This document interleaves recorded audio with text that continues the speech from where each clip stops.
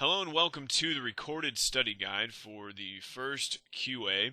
This first QA recorded study guide should go along with the same procedure that we did with the first unit exam recorded study guide. The words and names and terms and pictures that are up here on the screen will go with the paper study guide that you have in front of you. If for some reason you can't find a word or anything like that, just write it down somewhere else on your study guide. Except for Sir Walter Raleigh, who isn't on your study guide because I didn't put him on there. But it's a good place to start just to kind of remind you of where we are with the beginning of the first unit. You don't need to write him down or anything like that. But Sir Walter Raleigh, he's the first guy to set up English colonies in the New World. So we've discovered all of these. All this new land, and people start going over there. He spends a lot of his money to set up these colonies, but he fails. He is a failure. Everybody dies in these colonies of Virginia and Roanoke, and yeah, he loses all of his money, so that kind of turns people off to settling colonies until they start thinking about doing it in a different way, which is joint stock company. And that brings us to the actual first thing on your study guide, which is Jamestown. So joint stock companies start to form where investors share the risk and the reward and all this stuff. Jamestown can be found on page 63. Jamestown is the first successful, it's the first permanent colony that is established by the English in North America. But it doesn't start out that way. If you remember back to the story I was telling you about how everybody was dying, they start with like 100 people, and then you only end up with like 60, and then, people are eating each other, and, like on the keys to success of a colony, like eating people is pretty far down that list. So they had to, cut that out before they could become successful. Now, a key to being successful that is not eating people is making money, and that's what Jamestown does. And they do that by growing this plant over here, which is tobacco. Tobacco becomes very popular in Europe, and they start growing it in Jamestown. It makes them a lot of money, and where there is money to be made, more people want to go to that place that the money is being made. So more people flood to Jamestown, population increases, they prosper, it increases trade, and Jamestown's successful. So that's because of tobacco.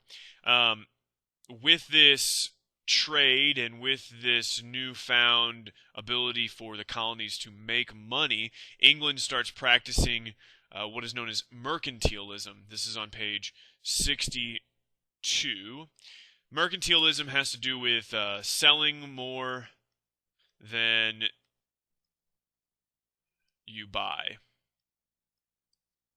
So a country will sell more than they buy, and the reason that colonies are important in this is because colonies provide the country with a lot of resources to be able to sell, and if they don't have those resources, they can't sell those things, and they have to end up buying them from other countries. So England is able to sell more than they buy because they have a lot of more resources in the New World with these colonies. So, mercantilism, you take the raw material, like the beaver over here, this little guy. Yeah, nice. Okay, yep. Yeah, he's going to die. Going to be cut up and made into a hat that people are going to wear around. So hats were very popular, I guess. I guess they're still popular. Hats made out of beaver aren't popular anymore. I don't think, anyway. I don't know. Anyway, the fact remains, you take the raw material, which is this live little beaver here, and you cut them up and you make them into something that people will use, and you sell it.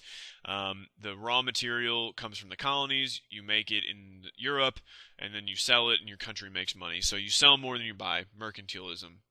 Awesome. Okay, so to harvest all of these new raw materials in the New World. More people needed to go there, so they were trying to, get people to come to the New World, and they would hire them, and you'd make money that way. So more and more people want to go to the English colonies.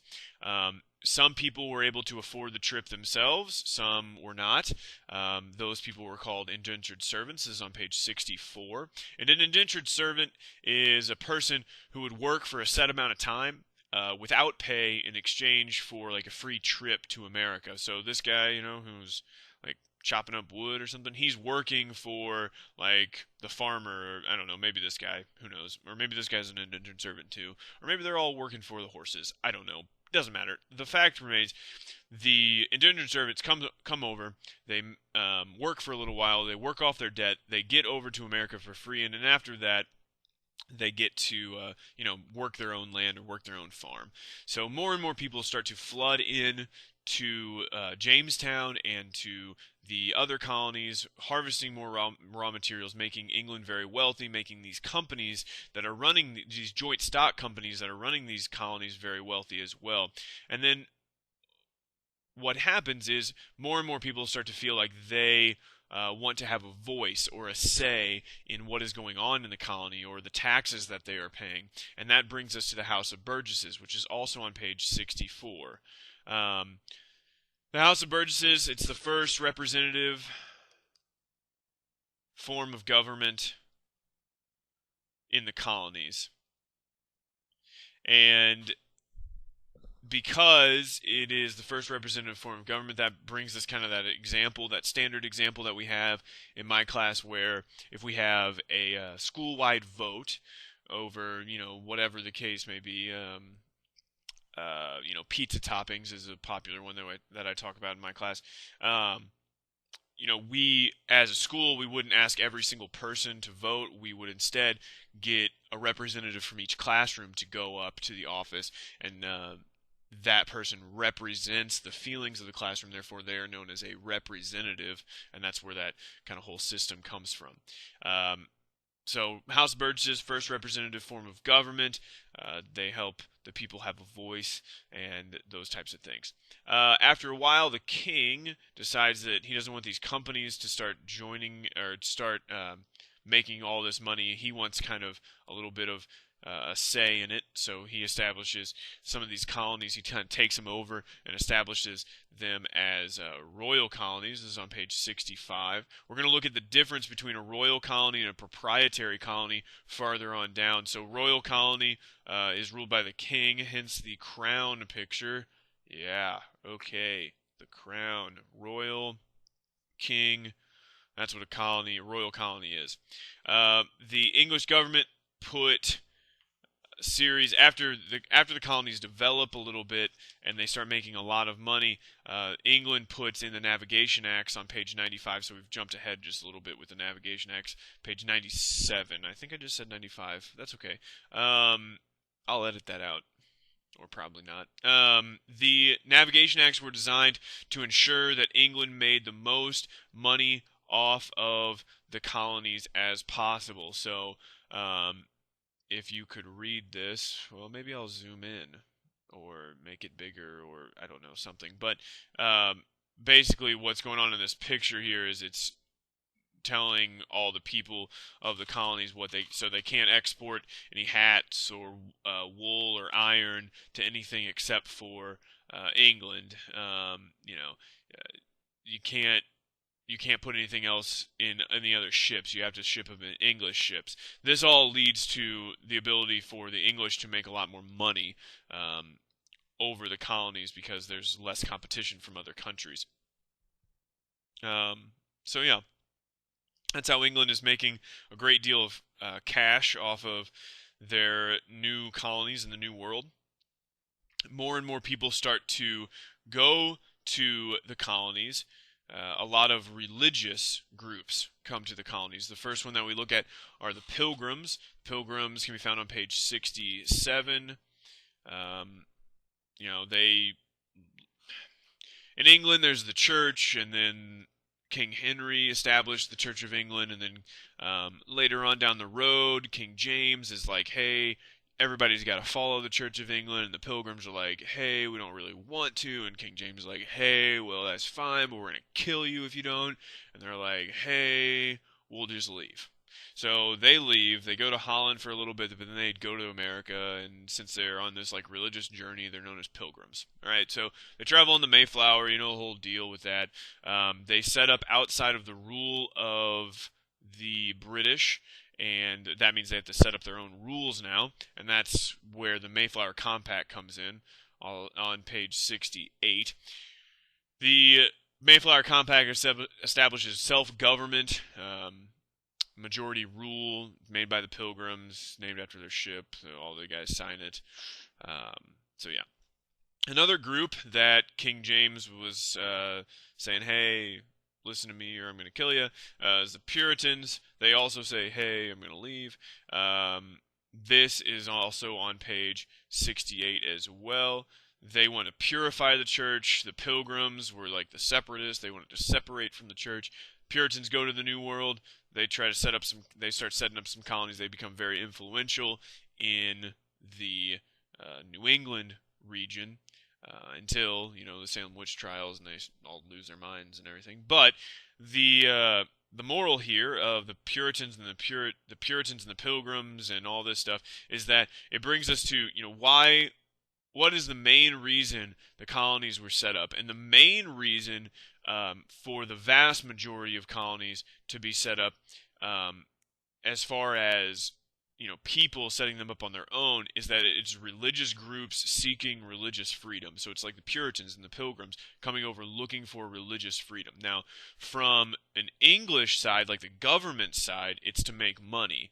But for the Puritans and the Pilgrims and a lot of the just normal, you know, people that are fleeing from England to come here, they're looking for religious freedom.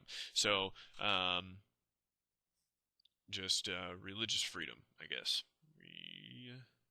Religious freedom. So once the Puritans and the Pilgrims start coming over, more and more people also want to go, and this kind of kicks off a huge movement of people known as the Great Migration. That's what all those little lines are. They're coming from Europe, and they're going to the New World. Yay. Okay, Great Migration is on page 68 as well. It's a period in between 1630 and 1640 where just like a ton of people move. 20,000 settlers move to America over this time period. So in 10 years, 20,000 people go there. So with an increase in the types of people that are reaching the New World, the diversity increases, and because of this, they seek out more, they become more, I guess, tolerant of one another. And that's where the act of toleration comes in. It's a sign that people are becoming more tolerant. This is on page 78. The act of toleration was made in Maryland. It forbade religious persecution, meaning that you couldn't hold it against somebody if they were a different religion.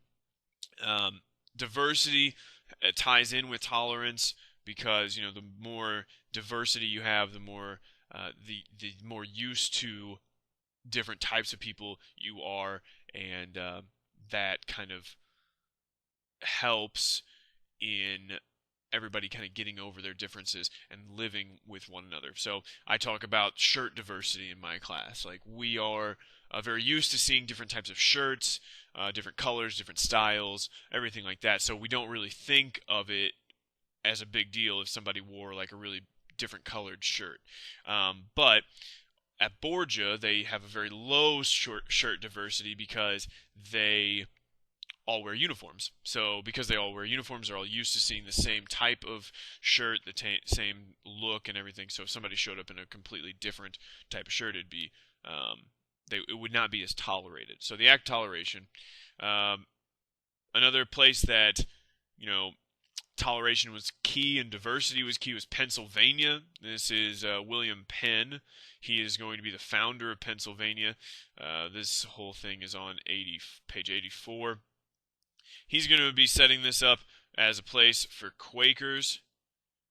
You can remember that because William Penn looks like the guy on the Quaker Oats box, except maybe a few more bowls of Quaker Oats. But yeah, that's mean. I shouldn't say that. Ugh, okay. Sorry, William. See ya. Okay, the breadbasket colonies, that's the next thing on your study guide. That has to do with Pennsylvania and the middle colonies as well, because it's a nickname of the middle colonies. So the middle colonies are the breadbasket colonies. It's because they grew a lot of grain. And this is a big deal because it also shows us a difference in the middle colonies versus the southern colonies. So middle colonies is grain versus the southern colonies. That's like rice and tobacco. Both of these things over here, rice and tobacco, require a lot of labor.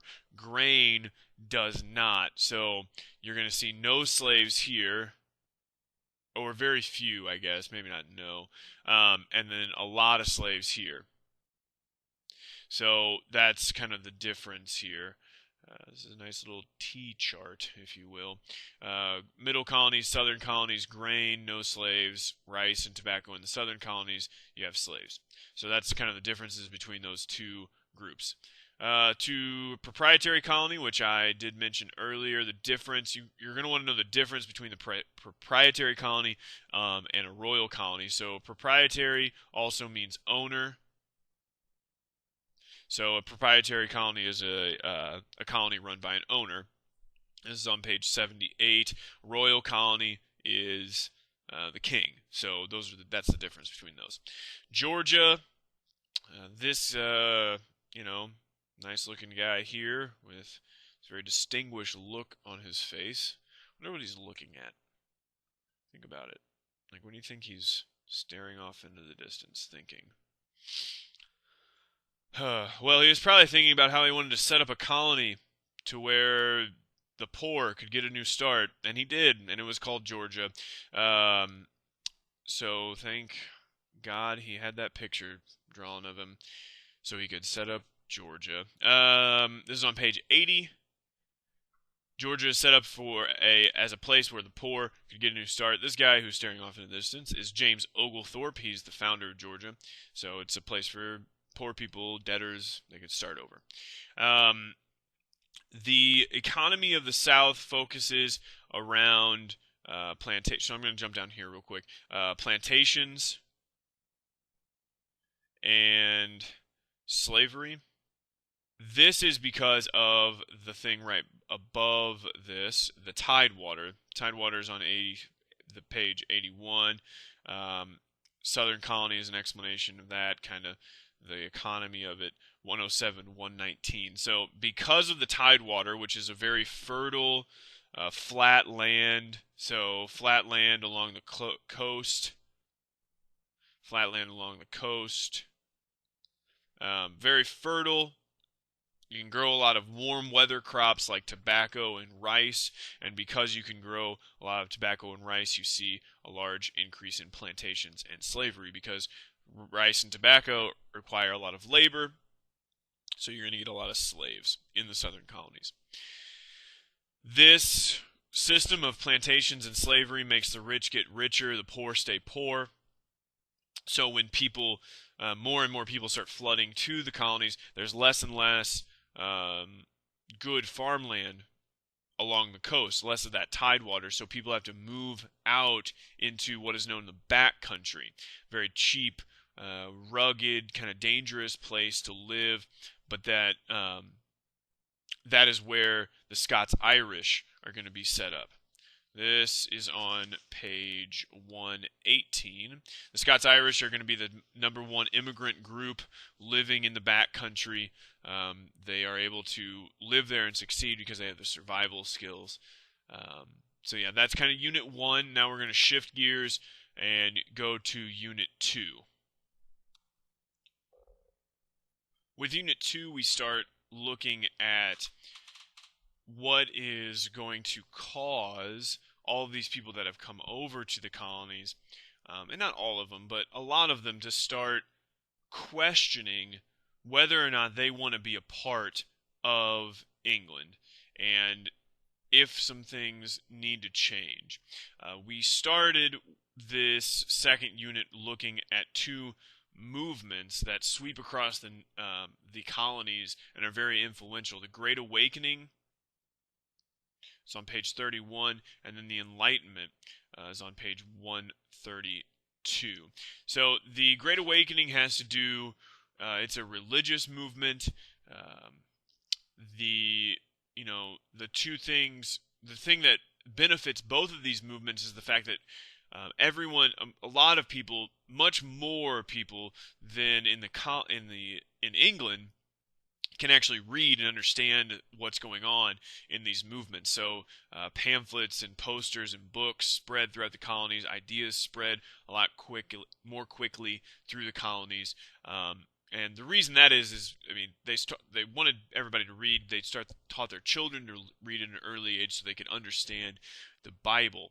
The Great Awakening is all about breaking free of your past, so leaving the past behind. So you're leaving the past behind.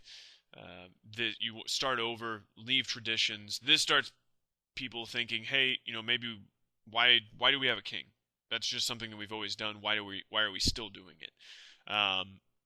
So the next one is very influential on the colonists and especially the colonial leaders that want to start breaking away, and that is the Enlightenment on page 132. This has to do with reason and science, so following a path. So following a path to reach like the right answer. I always talk about the way that I can remember this is that the Enlightenment has the word light in it, and when I think of light, I think of light bulb, and then I think of like the process in which it took to invent the light bulb. So I'm going to attempt to draw a light bulb. This is a light bulb. And this is the thing inside the light bulb that makes it light up. Yeah. All right. Okay, so this little thing here in the light bulb is called a filament, and they had to figure out what the best, like Thomas Edison when he was inventing this, he had to figure out what was the best option. So he would put one thing in, and if it didn't work, because he tried like thousands of things, he moved on to the next thing. And if that didn't work, he moved on to the next thing. And if that didn't work, he moved on to the next thing, and you get it. So they follow a process because eventually, and hopefully, you will get the right answer, like the correct material. All right? So it's all about change and changing for the better, because you're hopefully thinking that eventually you're going to get to the correct answer. What ends up happening is people like John Locke, as part of the Enlightenment, John Locke's on page 132 as well, he starts applying this idea of change and making things better through a process. He applies this to the government. So, like the king, this is going to be a crown. Pretty good, if you ask me, but if you can't remember that it's a crown, I'll write king on it. All right. So, the king, the government. John Locke said that people had natural rights to life, liberty, and property, and that the governments were put into place, so the king was there to protect those natural rights. What he would say is, we're going to take the process of change and this kind of same concept with the light bulb here, and we're going to say, hey, if king number 1 isn't working and he's not protecting your rights, let's try king number 2. And if king number 2 doesn't work, then you try 3. And then if that doesn't work, you try 4. Because eventually, you're going to hopefully get to the correct answer and someone that will protect your natural rights. And this is all about change as well. So John Locke would say, if the government or the king is not protecting your rights, you need to change the government. And that's the idea that kind of gets into the colonist's head and kind of starts feeding that idea of rebelling. So the things that start making the colonists angry are that their rights that they have had as English people are starting to kind of be threatened. It goes all the way back to like 1215 with the introduction of the Magna Carta, which is the first document that guaranteed rights to English nobles. This is on page 137. So the first document to guarantee rights to English nobles is the Magna Carta. So we have like a a basis or a foundation for the rights of English people. What ends up happening is that over the course of time, we have the English Bill of Rights and all this stuff, and then this guy right here is King James. So he is in charge of everything. So he's just going to cover up these guys. King James also wants to take away the Magna Carta, and like the English Bill of Rights. So he takes away some rights of. So he's getting really powerful. That's why his picture's getting so big. Huh. Okay, so he takes away a lot of rights and whatever. Well, Parliament, who is England's lawmaking body and who like kind of makes all the rules and the laws and stuff, they don't like King James because he is taking away a lot of rights and the people don't like him, so Parliament wants to get rid of him. So they say, you got to get out of here, and he knows that if he doesn't, he's going to get killed, so he goes off, and his picture gets smaller, and he runs away. Bye, King James. Okay. Oh, there he is again. Okay, bye. I want you over here now. Okay. So what Parliament does is they offer the throne to William and Mary, and this whole process of giving, throwing out King James over here and introducing William and Mary, who are going to restore a whole bunch of rights and everything. This is called the Glorious Revolution, which is the next thing on your study guide. So this whole story is outlined on page 140. So both of these things, William and Mary, Glorious Revolution. King James is gone. William and Mary are in. They are awesome. They let people have all their rights and everything, and that's what that Glorious Revolution is all about. The situation that is going to present itself is that William and Mary, what they do is they kind of leave the colonies alone, and the colonies get used to acting independently. I use the example in my class that this would be like if your parents told you that you did not have to come home at a certain time, or you could go do whatever you wanted to do and go do anything that you wanted, stay up as late as you wanted, come home whenever, just check in every once in a while. Don't break any laws, don't get thrown in jail, but we're not gonna, keep an eye on you. You can stay out, go wherever you want. So after about 6 or 7 months, you've gotten used to this. You're coming in whenever you want. You're doing this. You're doing that. You haven't broken any laws. You haven't done anything really that bad. But all of a sudden, your parents say, "Okay, we're done with that. You've got to be in bed at 6:30, and we don't want you going anywhere else." Well, you would probably kind of experience some anger towards that situation, and some conflict would ultimately arise between you and your parents. This is what's going to happen in the colonies. The colonies under William and Mary are going to stay up as late as they want, go wherever they want, do whatever they want, and they get used to that independence. And pretty soon here, we're going to see that the English, start cracking down, tightening things up, telling them they have to go to bed at 6:30.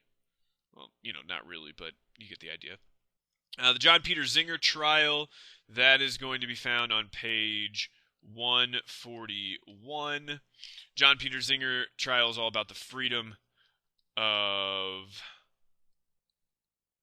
press. He is writing criticisms about New York's governor. The thing with this is that they're all true, though. Everything that he's writing is true. The governor still doesn't like it, throws him in jail, puts him on trial, wants him, in a lot of trouble. Alexander Hamilton, or Andrew Hamilton, actually, sorry, represents him in court and says that as long as what he's saying is true, he should be able to say it. The jury agrees, and the freedom of press is kind of established. So freedom of press is all about if it's true and you can back it up, you can say it and you can write it in a newspaper or anything, even if it's a criticism of the government. You can't just make somebody look bad by saying whatever you want. So if John Peter Zenger, I mean, he's saying like the governor's a bad dude, he's taking bribes, which are all true.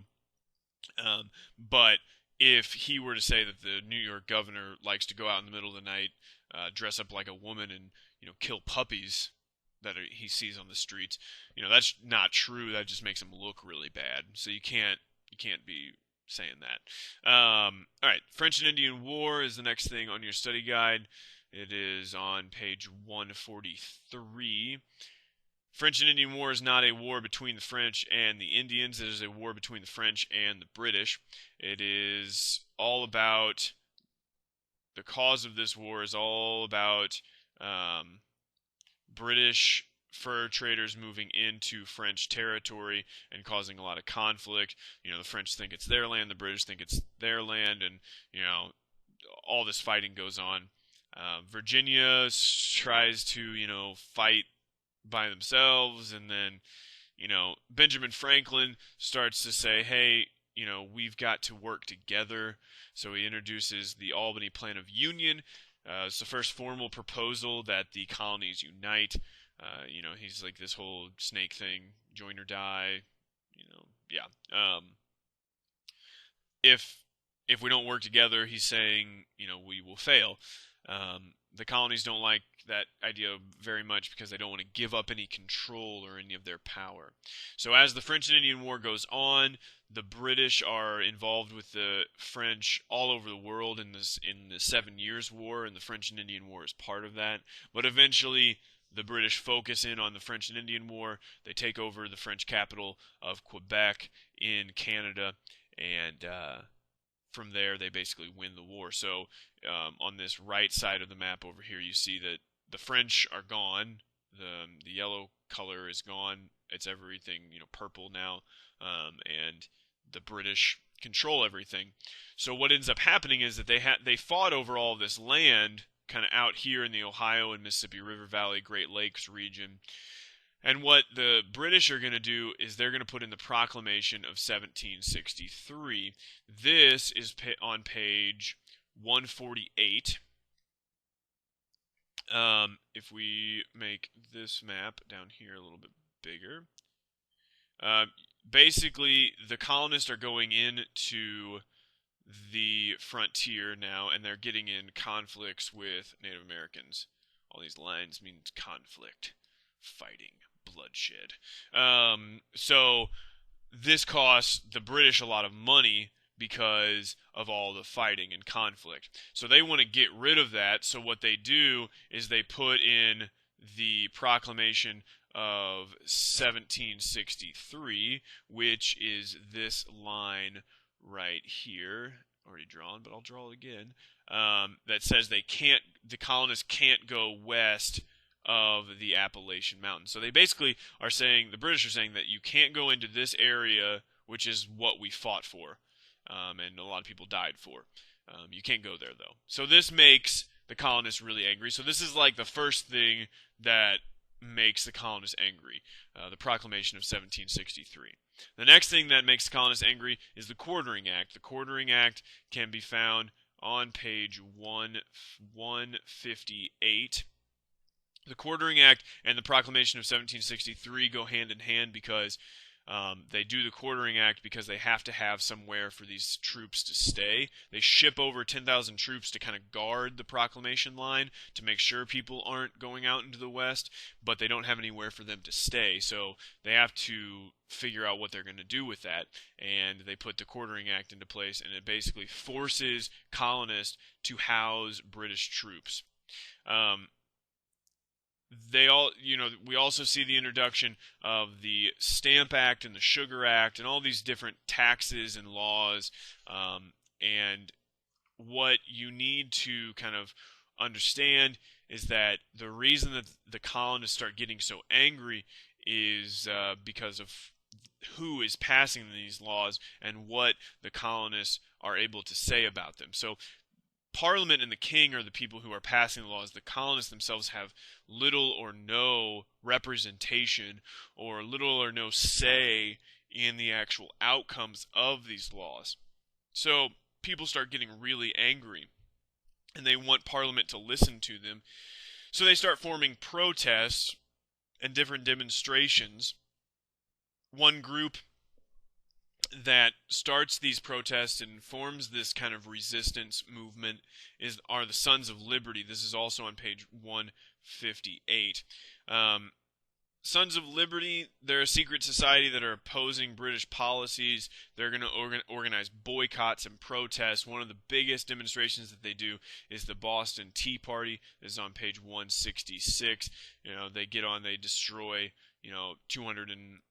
342 chests of tea. They throw them overboard and basically just really makes the British angry. And this event, the Boston Tea Party, causes this event down here, the Intolerable Acts.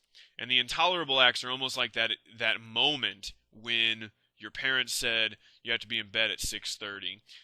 This is kind of that moment for the colonists. The Intolerable Acts are on page 170. The purpose is that they want to punish Boston for the Boston Tea Party. And they put in the Intolerable Acts, they close the ports, they do all this stuff. And it really takes away a lot of rights from the people of Boston. So the Intolerable Acts, punishing Boston, kind of like that 6:30 moment. Conflict starts arising. They form the First Continental Congress. This is on page 171. First Continental Congress is a group of colonial leaders. They advise people to start training troops, ban trade with Britain. They're actually starting to kind of go towards actual fighting, and that ends up happening at Lexington and Concord, because the Sons of Liberty have been storing, and the Massachusetts militia have been storing arms and ammunition, so like weapons, in Concord. So the British want to march on Concord because of the weapons. So the British are like, hey, we're going to take our troops, we're going to go to Concord, and we're going to destroy all the weapons that all these people are storing there. Then they're going to march to Lexington and arrest some people, but the main goal is that they want to destroy everything. So this is where Paul Revere comes in over here with his little teapot or something and looking very thoughtful. Looks like Jack Black, I think. Anyway, Paul Revere, does his midnight ride. Him and William Dawes go out from Boston, and they go throughout the surrounding area to warn as many people as they can. But the main thing is, if they're going in separate directions, they can't, get captured. Both of them aren't going to be captured. It lessens the risk, because if both of them are captured, then no one's going to find out, and then they're just out of luck. So the fighting starts in Lexington because of all the stored ammunition and everything like that. The battles of Lexington and Concord take place. The British have some successes, but they go to that bridge, and then they're all forced to retreat, and the British actually have to run back to Boston, and they suffer a lot of casualties. But the battles of Lexington and Concord mark the start of the Revolutionary War. So the first battles of Rev War. So yeah, start of the Revolutionary War. War has begun. And that is the recorded study guide for the first QA. Rewatch this video. There are flashcards available for you at the link on top of the study guide, but I will write it here as well. bit.ly/ and then all of this is lowercase QA1 cards. And that'll bring you some flashcards, and you can look at those. If you have questions, you can follow the instructions at the top to tweet or post questions on Twitter or Facebook, whatever is convenient for you, if you do have questions. So watch this again, study up, and be ready to take your QA. Good luck.